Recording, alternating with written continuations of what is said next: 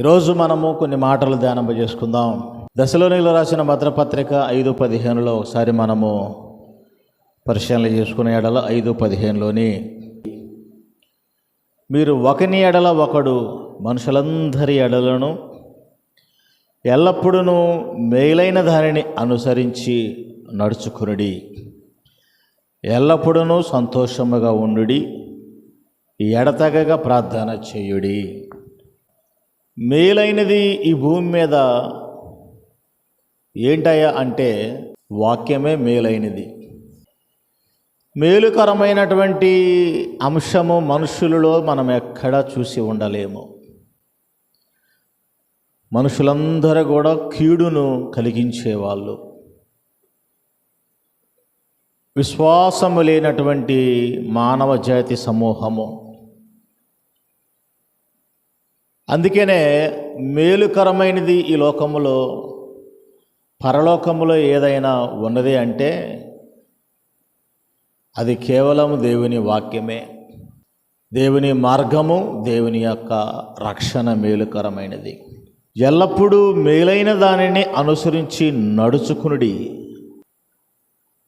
దానికి మనం చూసుకున్నట్లయితే పుట్టినోట్లో ఏమనుందంటే మేలైన దానిని వెంటాడుడి. వెంటపడాలి. మనమందరం దేని విషయాలలో వెంటపడతా ఉంటాము. ఎప్పుడు సంపాదించుకుందామా, మంచి బట్టలు కట్టుకుందామా, మంచి ఇల్లు కట్టుకుందామా, మంచి వ్యాపారం చేద్దామా, అంతా కూడా మేలుకరమైన దానిని వెంటాడే విషయాలలో మనం చూస్తూ ఉంటాం. ఇక్కడ వాక్యం సెలవిస్తుంది, మేలైన దానిని వెంటాడుడి. క్రైస్తవ జన సమూహము దేనిని వెంటాడాలి అంటే ప్రార్థనను వెంటాడాలి, ప్రభువును వెంటాడాలి. ఎక్కడ ప్రార్థన దొరుకుతుందో అని మనము వెంటాడాలి. మన మాటలు, మన చూపులు, మన తలంపులు కూడా దేవుని యొక్క శక్తితో మనము నింపబడి దేవుని మార్గమును మనం వెంటాడే వారముగా ఉండాలి. అందుకనే ఇక్కడ రాయబడిన అంశము, ఎల్లప్పుడూ మేలైన దానిని అనుసరించి నడుచుకునుడి, ఎల్లప్పుడూ సంతోషముగా ఉండుడి. సంతోషం ఎక్కడుంది? సమాధానం ఎక్కడుంది? సంతోషము, సమాధానము ప్రభువు మార్గములోనే తప్ప మరి ఎక్కడనా లేనేలేదు. ప్రభువును నమ్ముకున్న వారి దగ్గరే సంతోషమును, సమాధానమును ఉంది. యేసుక్రీస్తు వారి దగ్గరనే. ఎడతెగక ప్రార్థన చేయుడి. ఎడతెగక అంటే నిరంతరము, ఎడతెగక. గ్యాప్ ఇవ్వడానికి వీలేదు. 24 గంటలలో 24 గంటలు కూడా ప్రార్థన చేసుకోవచ్చు. సమయం ఉన్నప్పుడల్లా ప్రార్థించవచ్చు. పనిలో ఏ పని చేసినా ప్రార్థించవచ్చు. పని చేసుకుంటూ కూడా ప్రార్థన చేసుకోవచ్చు. కూర్చొని ప్రార్థన చేసుకోవచ్చు, నించొని ప్రార్థన చేసుకోవచ్చు, పడుకొని ప్రార్థన చేసుకోవచ్చు, స్తుతులు చెల్లించుకోవచ్చు, అంతరంగంలో దేవునిని కొనియాడవచ్చు. ప్రార్థించడానికి కళ్ళు మూసుకోవాల్సిన అవసరం లేదు. ఆత్మ కూడా ప్రార్థించవచ్చు. మనం కళ్ళు మూసుకొని, మనలో ఉన్న ఆత్మ కళ్ళు మూసుకొని ప్రార్థన చేయొచ్చు. అందుకని ఇక్కడ ఎడతెగక ప్రార్థన చేయుడి. క్రైస్తవ భక్తికి ప్రార్థన అనేది ఒక శక్తి లాంటిది, బలము లాంటిది ప్రార్థన. కాబట్టి జ్ఞాపకం చేసుకోండి, మత్తయి సువార్తలోని 26:40 కూడా మనము ధ్యానం చేసుకున్నట్టయితే, ఆయన మరలా శిష్యుల యొద్దకు వచ్చి మీరు వారు నిద్రించుట చూసి ఒక్క గడి అయినను నాతో కూడా మేలుకొని ఉండలేరా? మీరు శోధనలో ప్రవేశింపకుండానట్లు మెలకువగా ఉండి ప్రార్థన చేయటానికి మెలకువ కలిగి ఉండాలి. ఏ మెలకువది? ఆత్మ మెలకువ, శరీరము మెలకువ. 2 రకాల కలిగినటువంటి మెలకువలను మనము చూసుకోగలుగుతున్నాం. శరీరము సహకరించకపోయినా, వ్యాధిగ్రస్తులుగా ఉన్నా, మరణ పడకల మీద ఉన్నా సరే మనము ఆత్మతో ప్రార్థన చేయవచ్చు. శరీరము సహకరిస్తే మోకరించి ప్రార్థన చేయవచ్చు, నిలబడి ప్రార్థన చేయవచ్చు. అందుకనే ఆయన ప్రియ శిష్యులని ఆయన అంటున్నాడు, ఒక్క గడి అయినా మీరు మెలకువగా ఉండలేరా? మీరు శోధనలో ప్రవేశింపకున్నట్లు మెలకువగా ఉండి ప్రార్థన చేయుడి. అంటే ఆయన ఎన్ని గడియలు మెలకువగా ఉండి ప్రార్థన చేస్తే ఒక్క గడియను ఆయన కోరుకున్నాడనేది మనం అక్కడ పరిశీలన చేసుకోవాలి. అంటే యేసుప్రభు వారి యొక్క పని ఏంటంటే ప్రార్థన చేయటమే, అద్భుతాలు చేయటము, అనేకులకు కూడా ఆయన మాదిరిగా జీవించడమే యేసుప్రభు వారి యొక్క జీవితము. ఈరోజు ప్రియమైన దేవుని బిడ్డలారా జ్ఞాపకం చేసుకోండి, విశ్వాసులు ప్రతి బిడ్డలో కూడా సేవకులు, విశ్వాసులు ప్రార్థించేవారిగా ఉండాలి. ఆయన ఒక్క గడియను శిష్యులను కోరుకున్నాడంటే రోజులో అనేకమైనటువంటి గడియలను ఆయన ప్రార్థించేవాడిగా ఉన్నాడు. తిరిగి వచ్చేవారు మరలా నిద్రించడం చూసి ఎలయనగా వారి కనులు భారముగా ఉండెను. ఆయన వారిని మరలా విడిచి వెళ్ళి ఆ మాటలే చెప్పుచు మూడవ మారు ప్రార్థన చేశాను. అప్పుడు ఆయన తన శిష్యుల వద్దకు వచ్చి, ఇక నిద్రపోయి అలసట తీర్చుకొనిడి, ఇదిగో ఆ గడియ వచ్చి ఉన్నదంటే ఏంటి? అక్కడ మనిషి కుమారుడు పాపుల చేతికి అప్పగింపబడేటువంటి గడియ వచ్చి ఉన్నది. ఆ గడియ వచ్చి ఉన్నదంటే ఆయనను సిలువ వేయుటకు గడియ వచ్చి ఉన్నది. ఆ గడియ వచ్చి ఉన్నదంటే ఆయనను బంధించటానికి గడియ వచ్చి ఉన్నది. ఆయనను పిడిగుద్దులు గుద్దడానికి గడియ వచ్చి ఉన్నది. ఆ సమయము వచ్చి ఉన్నది. యావత్ ప్రపంచము కొరకు కూడా ఆయన మరణించడానికి ఆ గడియ వచ్చి ఉన్నది. శిష్యులను ప్రార్థించమని అడుగుతున్నాడు. ప్రార్థించండి. ఆ గడియ రానే వచ్చి ఉన్నది. దొంగల చేతికి, పాపుల చేతికి అప్పగింపబడేటువంటి గడియ వచ్చి ఉన్నది. యెషయా గ్రంథములో ఏర్పడినటువంటి ప్రవచనాలు నెరవేర్చబడేటువంటి గడియ వచ్చి ఉన్నది. కొన్ని వందల సంవత్సరాల కాల వ్యవధి కలిగినటువంటి ఆ గడియ వచ్చి ఉన్నది. మనిషి కుమారుడు పాపుల చేతికి అప్పగింపబడుచున్నాడు. కాబట్టి జ్ఞాపకం చేసుకోండి, ఆయన మరణము నుండి తిరిగి లేపబడడానికి ప్రార్థన కావాలి. శోధనను ఎదుర్కోవడానికి ప్రార్థన కావాలి. ఆయన పాపుల కొరకు మరణించడానికి కూడా ప్రార్థన కావాలి. కానీ శిష్యులు మత్తుగా నిద్రపోతూ ఉన్నారు. అందుకని ఆయన అంటున్నాడు, ఒక్క గడి అయినా నాతో కూడా మేల్కొని ఉండలేరా? అంటే అప్పగింపబడేటువంటి సమయానికి, శోధన కలిగినటువంటి సమయానికి ఆయన ప్రార్థన ధూపం వలె వెలుస్తున్నది. ఒక్క గడియ కూడా పడుకోకుండా, విశ్రాంతి తీసుకోకుండా ఆయన ప్రార్థించేవాడిగా ఉన్నాడు శోధన సమయములలో. ఈరోజు మనకు శోధన వస్తే విశ్వాసులు ఏం చేస్తున్నారో తెలుసా? పాస్టర్ గారికి, పాస్టమ్మ గారి మీదకు వదిలేస్తున్నారు. ఈరోజు సంఘములో ఈ బిడ్డలకి చిన్న శోధన కలిగిన, చిన్న కష్టము కలిగిన, చిన్న వ్యాధి కలిగిన, చిన్న సమస్య వచ్చిన, మా అమ్మగారు ప్రార్థన చేస్తుందిలే, మా పాస్టర్ గారు ప్రార్థన చేస్తారులే, మా పాస్టమ్మ గారు ప్రార్థన చేస్తారులే అనేటువంటి సాకులు చెప్పుకుంటూ బ్రతికేటువంటి సంఘాలుగా ఉన్నాయి.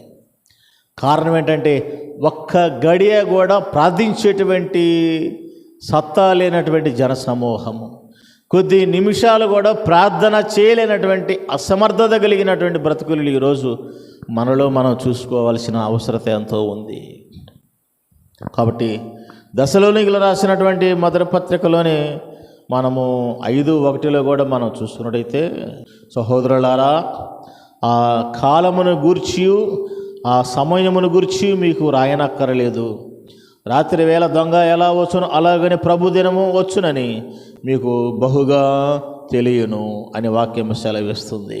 కాబట్టి రాత్రి వేళ దొంగ ఎలాగా వచ్చును అలాగనే ప్రభు దినము వచ్చును. ఆ కాలమును గురించి ఆ సమయమును గురించి మీకు రాయనక్కరలేదు. ఆ కాలమును ఆ సమయముననగా రెండవ మారు మధ్యాకాశములోనికి వచ్చేటువంటి కాలమును గురించి సమయమును గురించి రాయనక్కరలేదు.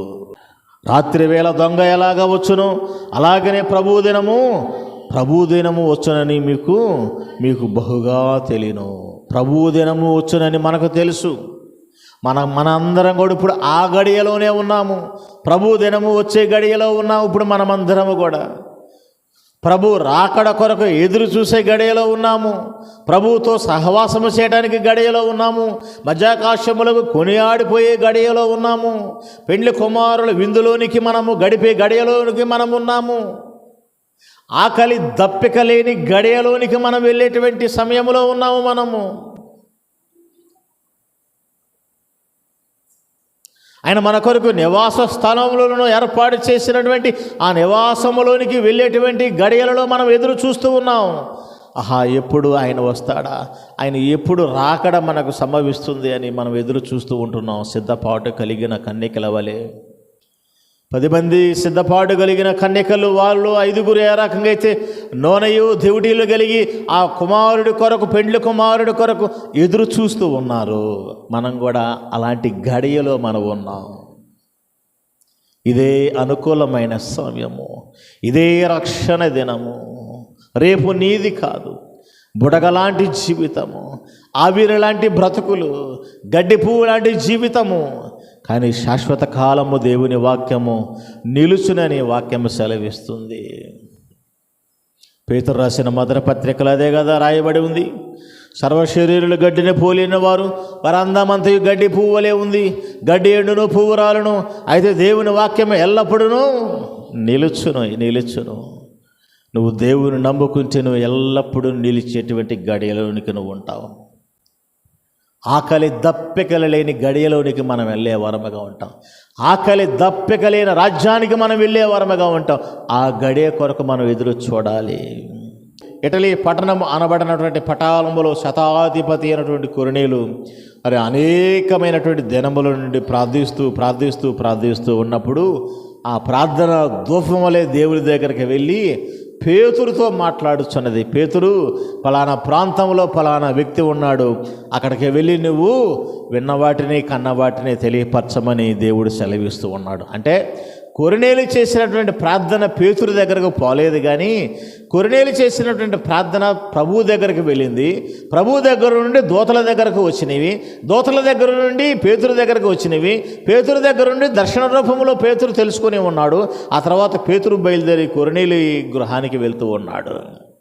అంటే ప్రార్థన ఎంత నడిపిస్తుందో చూడండి ఒకసారి. అంటే ప్రార్థన ఒక శక్తి కలిగినది, ప్రార్థన ఒక బలము కలిగినది, ప్రార్థన అనేకమైనటువంటి అంశాలలో కూడా అది ఎంతో విలువ కలిగినది. దానికి మనం ఏమీ కూడా చాటి చెప్పడానికి వీలు లేదు. కొర్నేలు ప్రార్థన ఏమీ ఆశించుకోకుండా కుటుంబము కొరకు తన యొక్క భక్తి విధానములని చక్కగా ఆయన ప్రార్థించేవాడిగా ఉన్నటువంటి ఆ ప్రార్థన పేతురు దగ్గరికి పోలేదండి. అది దగ్గరగా ఉన్నాడుగా పేతురు దగ్గరగా ఉన్నప్పుడు పేతురు దగ్గరికి వెళ్ళాలి ప్రార్థన. కానీ ప్రార్థన దేవుని దగ్గరికి వెళ్ళినది. దేవుడు దూతలకు అప్పగించాడు. దూతలు వెళ్ళి పేతురుకు అప్పగింపబడిన దర్శనము, ఆ దర్శన ప్రకారము కొర్నేలు ఇంటికి పేతురు ప్రయాణమైపోయి ఉన్నాడు. ఈరోజు నీ ప్రార్థన మొట్టమొదటిగా దేవుని దగ్గరకు వెళ్ళాలి. ఆ ప్రార్థన దూతలకు అప్పగింపబడాలి. దూతలు మనకు వచ్చి కార్యము చేసేవిగా ఉండాలి. దర్శన రూపములో ఆయన ప్రార్థించేవాడిగా ఉన్నాడు. అపోస్తల కార్యాలు 10వ అధ్యాయంలో కూడా మనము ధ్యానం చేసుకున్నట్టయితే ప్రియాతిపురమైన దేవుని బిడ్డలారా, 10వ అధ్యాయంలో ఇటలీ పటాలమనబడిన పటాలములో శతాధిపతి అయిన కొర్నేలు అను భక్తిపరుడు ఉండేను. మళ్ళీ ఏమని ట్యాగ్ లైన్ ఉంది? ట్యాగ్ లైన్ అక్కడ ఇప్పుడు మనము రెవరెండ్, బిషప్, పాస్టర్, లేకుంటే అభిషక్తుడు, లేకుంటే స్వస్థత కలిగిన వాడు, లేకుంటే ఏదో మనం పెట్టుకుంటా ఉంటాం. లేకపోతే ఇంకొకటి ఇంటర్నేషనల్ స్పీకర్స్ ఏమని మనం ట్యాగ్ లైన్ పెట్టుకుంటాం? International speaker. కానీ కొర్నేలుకు అవి ఏమీ లేవు. కొర్నేలుకు రాయబడినటువంటి జీవగ్రంథంలో ఒక మాట ఏమని ఉందంటే, భక్తిపరుడు ఒకడు ఉండేను. ఎంత చక్కని మాట అండి, ఎంత చక్కటి బిరుదండి ఇది. ఈ బిరుదు సరిపోదా దేవుని బిడ్డలకు? ఏమండి, ఈరోజు మనం ఏమేమి పేర్లు పెట్టుకుంటున్నాం? మా పాస్టర్లు అయితే పాస్టర్ అని పిలవకపోతే మరి సమస్యలు వస్తూ ఉంటాయి. రెవరెండ్ అని పిలవకపోతే సమస్యలు వస్తూ ఉంటాయి. బిషప్ అదవుతుందా? రకరకాలైనటువంటి పేర్లు పెట్టి పిలవాలి. ఆ పేర్లు ముందు ఆ ట్యాగ్ లైన్లు ఉంటాయి. కానీ కొర్నేలు జీవితంలో అలాంటి బ్రతుకు లేదు. కానీ కొర్నేలుకు అలాంటి డాంబికము కలిగినటువంటి పేర్లు లేవు. కానీ జీవగ్రంథంలో కొర్నేలు ముందు ఒక మంచి మాట రాయబడి ఉందంటే, ఇటలీ పటాలమనబడినటువంటి పటాలములు శతాధిపతి అయినటువంటి కొర్నేలు అను భక్తిపరుడు ఒకడు ఉండెను. భక్తిపరుడు చాలండి మాట. భక్తిపరుడు ఉండెను అంటే ఒక గ్రంథములో ఒక భక్తిపరుడని రాయబడి ఉందంటే అతని యొక్క భక్తి, అతని యొక్క దాన ధర్మములు, అతని యొక్క జీవితము, అతని యొక్క ప్రార్థన ఎంత స్థాయికి వెళ్ళిందో ఒకసారి జ్ఞాపకం చేసుకోండి. ప్రియ శిష్యులు ఉన్నటువంటి కాలం అది. మళ్ళీ ఆ కాలం ఏ కాలమో తెలుసా? ఆయన 11 మంది శిష్యులు ఉన్నటువంటి కాలములో, పేతురు గడుపుతున్నటువంటి కాలములో, అంటే యేసుప్రభు వారు మరణించి కొన్ని సంవత్సరాలు అయి ఉండవచ్చు, కొన్ని నెలలు అయి ఉండవచ్చు. యేసుప్రభు కార్యములను, యేసుప్రభు యొక్క అద్భుతములను, యేసుప్రభు యొక్క మరణమును, యేసుప్రభు యొక్క జీవమును, పునరుద్ధానమును కొర్నేలు తెలుసుకొని కుటుంబమంతా కూడా ప్రార్థించేవాడిగా ఉన్నాడు. కాబట్టి భక్తిపరుడు. ఈ మాట ఒకటి చాలు కొర్నేలుకి. జీవితం అవసరం లేదక. కైసరయలో ఉండెను. అతడు తన ఇంటి వారందరితో కూడా దేవుని యందు భయభక్తులు కలిగిన వాడై, అతడు తన ఇంటి వారందరితో కూడా ఇంటి వారందరూ అనగా ఇంటిలో ఎంతమంది ఉన్నారు? ఇప్పుడైతే 4 ఉంటారు, భార్య, భర్త, 2 బిడ్డలు. అప్పుడు పూర్వకాలంలో ఎంతమంది ఉండేవాళ్ళు? 10ల సంఖ్యలో, 20ల సంఖ్యలో ఉండేవాళ్ళు సంతానము. తన ఇంటి వారందరితో అక్కడ మాట మనం గమనించాలి. ఈరోజు ప్రియమైన దేవుని బిడ్డలారా, మీరు చర్చికి వస్తున్నారంటే మీరు ఒక్కరే చర్చికి వస్తున్నారు. మీ పిల్లలు ఏం చేస్తున్నారంటే గుటకాలు, లేకుంటే డ్రగ్స్, లేకుంటే డబ్బులాట, లేకుంటే పేకాట ఆడుతున్నారు. మీరు చర్చికి వస్తున్నారు. మీ భర్త ఏం చేస్తున్నాడంటే మద్యపానము కలిగినటువంటి దుకాణాలలో మద్యం సేవిస్తూ ఉన్నాడు.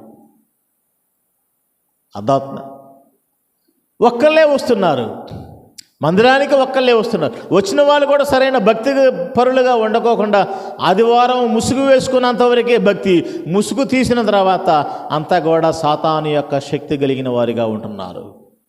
ఆదివారము ముసుగు వేసుకున్నంతవరకే భక్తి, ముసుగు తీసేస్తే అంతా కూడా చీకటి కలిగిన కార్యాలు. అని కొర్నేలు జీవితంలో ఏ రకంగా ఉందంట? తన ఇంటి వారందరితో, అంటే చిన్నలు, పెద్దలు, యవనస్తులు, ఇంటిలో ఒకే వయసు కలిగిన వారు ఉండరు కదా. రకరకాలైన వయసు కలిగిన వారు ఉంటారు. వృద్ధులు ఉంటారు. ఇంట్లో ఎవరెవరు ఉంటారు? వృద్ధులు అనగా ముసలివారు ఉంటారు. ఇంట్లో ఎవరెవరు ఉంటారు? యవనస్తులు ఉంటారు. ఇంట్లో ఎవరెవరు ఉంటారు? చంటి బిడ్డలు ఉంటారు. గర్భిణీ స్త్రీలు ఉంటారు. పాలు త్రాగే బిడ్డలు ఉంటారు. అర్థమవుతుందా? పెండ్లైన వారు ఉంటారు. వీళ్ళందరితో కూడా కలిసి ఈ కొర్నేలు ఏం చేస్తున్నాడు? తన ఇంటి వారందరితో కూడా దేవుని యందు భయభక్తులు కలిగిన వాడై ఉండి, అంటే భయభక్తులు కలిగిన వాడుగా ఉన్నాడనేటువంటి ఒక సర్టిఫికెట్ కూడా ఈ జీవగ్రంథం మనకు అప్పగిస్తుందంటే అతడు ఎంతటి భక్తిపరుడో ఒకసారి ఆలోచన చేసుకోండి. భక్తిపరుడును, ఇంటి వారందరూ భయభక్తులు కలిగిన వారు, అంటే ఎన్ని భాగాలు వారు దాటుకుంటా ఉంటే దేవునికి సొత్తైన ప్రజలుగా ఉన్నారో ఒకసారి జ్ఞాపకం చేసుకోండి. కొర్నేలు లాంటి కుటుంబాలు ఈరోజు సంఘాలలో ఉండాలి. కొర్నేలు లాంటి కుటుంబాలు ఈరోజు సంఘాలలో లేక ఒక్కళ్ళే వస్తూ ఉన్నారు. వాళ్ళు కూడా నామకార్థపు క్రైస్తవులుగా వస్తున్నారు. వాళ్ళు కూడా ఆదివారము క్రైస్తవులుగా వస్తున్నారు. సోమవారం నుండి శనివారం వరకు మళ్ళీ వాళ్ళు లోకానుసారమైన క్రైస్తవులే.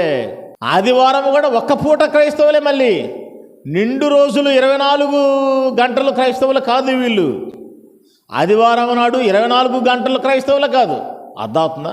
ఆదివారం 10 గంటల నుండి 2 గంటల వరకే వీళ్ళు క్రైస్తవులు, మిగతాదంతా లోకానుసారమైనదే. సోమవారం నుండి మళ్ళీ శనివారం వరకు లోకానుసారమైన కుటుంబాలే. కానీ కొర్నేలి జీవితంలో వాక్యం సెలవిస్తుంది, భక్తిపరుడును ఇంటి వారందరితో కూడా దేవుని యందు భయభక్తులు కలిగిన వాడును. కింద భాగంలో ప్రజలకు బహు ధర్మము చేయొచ్చు, ఎల్లప్పుడూ దేవునికి ప్రార్థన చేయువాడును. అంటే కొర్నేలి విషయాలలో అన్నీ కూడా చక్కటి మాటలే జీవగ్రంథంలో రాయబడి ఉన్నాయి. అంటే ఇంకొక చక్కగా లేని మాటలు కొర్నేలి జీవితంలో లేవు. ఇక చెడు మాటలు కానీ చెడు సంగతులు కానీ ఇక కొర్నేలి జీవితంలో లేవు. ఇక అన్నీ చక్కగా ఉన్నటువంటి తీర్చిదిద్దబడినటువంటి కొర్నేలి జీవితం దేవునిలో ఏ రకంగా ఉండాలో ఆ రకంగా కొర్నేలి జీవితం ఉంది. భక్తిపరుడు అంటున్నాడు, ఇంటి వారందరూ అంటున్నారు, భయభక్తులు కలిగిన వారు అంటున్నారు, మళ్ళీ దాన ధర్మాలు చేసేవాడు అంటున్నారు, మళ్ళీ ప్రార్థించేవాడిగా ఉన్నారని వాక్యం సెలవిస్తుంది. ఇన్ని లక్షణాలు ఉంటేనే ప్రార్థన ముందుకు సాగుతుంది. వీటిల్లో ఏది తప్పిపోయినా ప్రార్థన సాగదు. ఈ జీవితాలలో ప్రార్థన లేదిక, ప్రార్థన కుంటిపడిద్ది అన్నమాట. ప్రార్థన మిగిలిపోయిద్ది. ఇక ప్రార్థించే పెదవులు రావు, ప్రార్థించే హృదయం లేదు, ప్రార్థించే శక్తి లేదు. కానీ కొర్నేలికి ప్రార్థన అంటే ఉన్నతమైన శక్తి, బలము బలము బలము. కొర్నేలికి ఎల్లప్పుడూ ప్రార్థించేవాడు. ఎక్కడ రాయబడింది? ఎల్లప్పుడూ దేవునికి ప్రార్థన. ఎల్లప్పుడూ అంటే ప్రతి సమయము.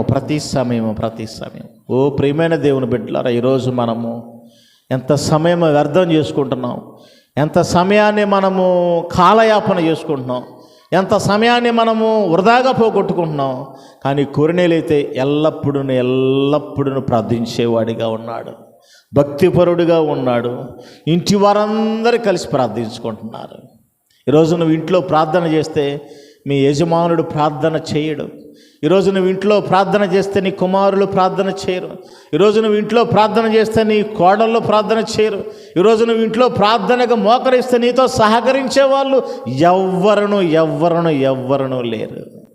ఏ కాకిగా నువ్వు ఒక మూలకు పోయి ప్రార్థన చేసుకునే జీవితాలు నీకు. కానీ కొర్నేలి జీవితంలో కుటుంబమంతా ప్రార్థించుకునే కుటుంబం అంతా దాన ధర్మాలు చేసే కుటుంబం అంతా భక్తి పరులు కలిగిన కుటుంబం అంతా కూడా ఆయనను ఆరాధించేటువంటి కుటుంబము. కాబట్టే ఆ ప్రార్థన ధూపం వలె దేవుని సన్నిధికి చేరి, దోతల దగ్గరకు చేరి, పేతురు దగ్గరకు చేరి, మళ్ళీ పేతురు కొర్నేలి గృహాన్ని దేవులాడుకుంటూ వచ్చి ఉన్నాడు. ఈరోజు నీ ప్రార్థన ఎక్కడి వరకు వెళ్తుంది? నీ ప్రార్థన ఎంత దూరం వెళ్తుంది జ్ఞాపకం చేసుకో. ప్రార్థనతోనే ముడిపడి ఉంది. ప్రార్థన మనం ఎల్లప్పుడూ ప్రార్థించేవారిగా ఉండాలి. ప్రార్థనలతోనే మన బ్రతుకులు జీవితాలు నిలవబడి ఉండాలి. లేకపోతే ఉపయోగము లేదని వాక్యం మనకు సెలవిస్తున్న అంశాన్ని మనం చూసుకోగలుగుతున్నాం. ఈరోజు మన జీవితాలలో ఉదయం, మధ్యాహ్నం, సాయంత్రం, రాత్రి అనేక పర్యాయములు మనం ప్రార్థించేవారిగా ఉండాలి. ప్రార్థించేవారిగా ఉండాలి. దావీదు మహాశయుడు ప్రార్థనతో కన్నీరు కార్చినటువంటి కన్నీరు పరుపు తేలాడుచున్నదని ఆయన సెలవిచ్చి ఉన్నాడు కీర్తనకారుడు. ఈరోజు మన ప్రార్థన, మన కన్నీరు కొలత కొలుసుకుంటే ఎంత ఉంది కన్నీరు? ప్రార్థన ఎంత సమయం ఉంది? కన్నీరు ఎంత ఉంది అనేది మనం కొలత కొలుసుకోవాలి. కాబట్టి జ్ఞాపకం చేసుకోండి ప్రియాతి ప్రియమైన దేవుని బిడ్డలారా, ఈ యొక్క ఉన్నతమైనటువంటి సమయంలో మనమందరము కూడా దేవుని స్తుతించి, దేవుని మహిమపరిచి, దేవుని కొనియాడేవారిగా ఉందాం. కొద్ది మాటలు దేవుడు దీవించునుగాక. ప్రార్థించుకుందాం.